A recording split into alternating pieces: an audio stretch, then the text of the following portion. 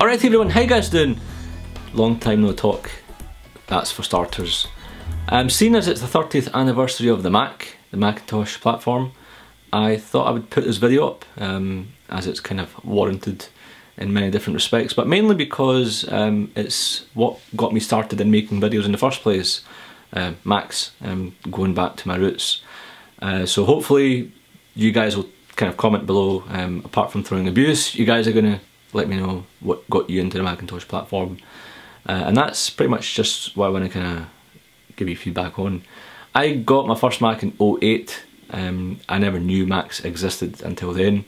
Basically, the first Apple store opened up in Glasgow in late 07.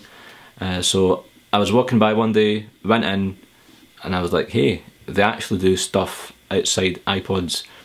iPods were kind of the thing back then.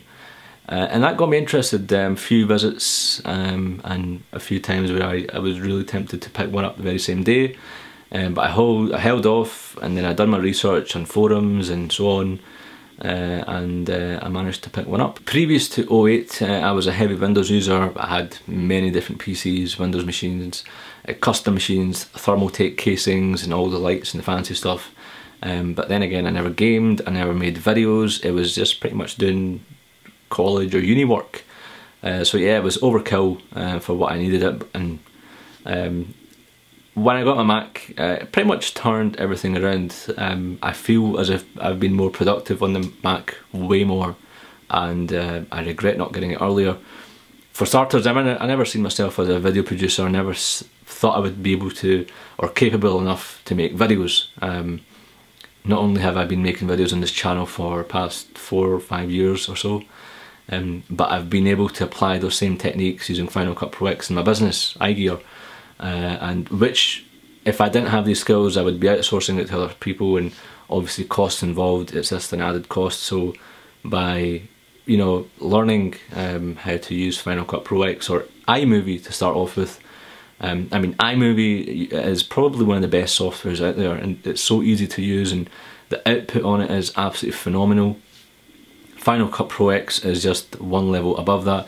It's not rocket science to learn. If you're familiar with iMovie, I reckon you probably need about 2 or 3 weeks to get used to Final Cut Pro X, but it's well worth the change, and you know, I'm glad I made that move with not only video, but just the whole kind of mechanism of spaces and different desktops, and you know, the hot corners and so on. Yes, I know you can get it for the PC, but it's not built into the OS. You can get third party, but there's always this conflict, and you have to pay for them, and some are shareware and some are buggy, and so having everything built into the OS is just quite good. Also, the fact that you don't have to do, I remember when I had a PC, I had to have certain software which were essential. For example, Spybot, so I'd be running that every week to make sure there's no spyware or spy software inside it. I'd have antivirus and so on, and it's all done away with. And that was you don't think it would take up much time, but now that I look back on it, you actually do waste a lot of time and effort, you know, trying to maintain your PC when you really shouldn't be. I know in the Macs that you can get viruses as well. However, if you kind of stay out with the dodgy websites, you know what I'm talking about, then you're safe. And not that I did with the PC, it was just they would somehow just come over through email or on websites that would just totally kill the machine.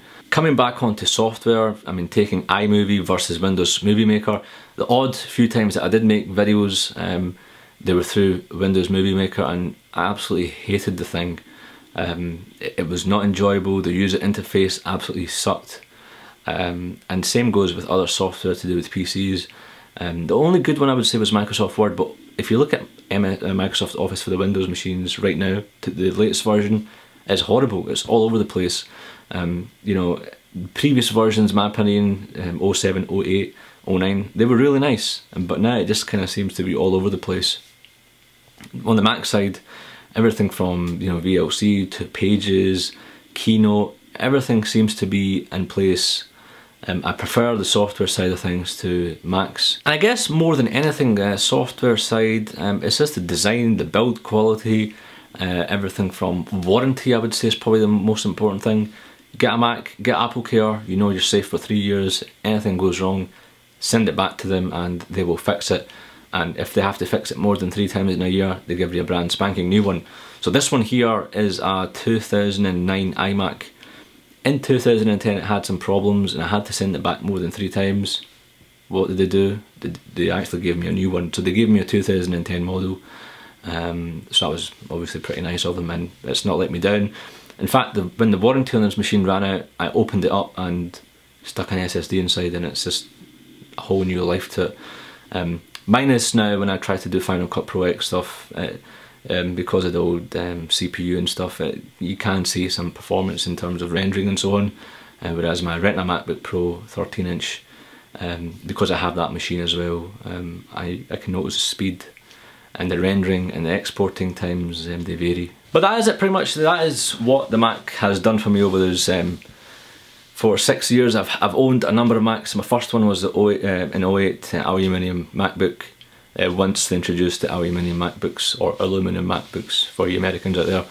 And in between then and now I've owned, I've lost count, because obviously when I got my first one I made a video on it which kind of got over 28,000 views or 30,000 views, and that's when I kind of got into YouTube, and since then I've got a lot of machines and sold them. You guys know I pretty much sell my Mac, or my secondary Mac, each time there's a new one out, so I make money on it slightly, just by upgrading at every refresh, so I don't lose much.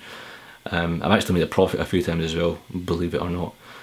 But yeah, that's it for this video. Do let me know in the comments below what it's done for you, if at all anything, whether you're thinking of jumping ship. And this week's actually been pretty good, because Tim Cook and some other execs on ABC had an interview, and they pretty much said Mac isn't going anywhere. If not, it's going to get better.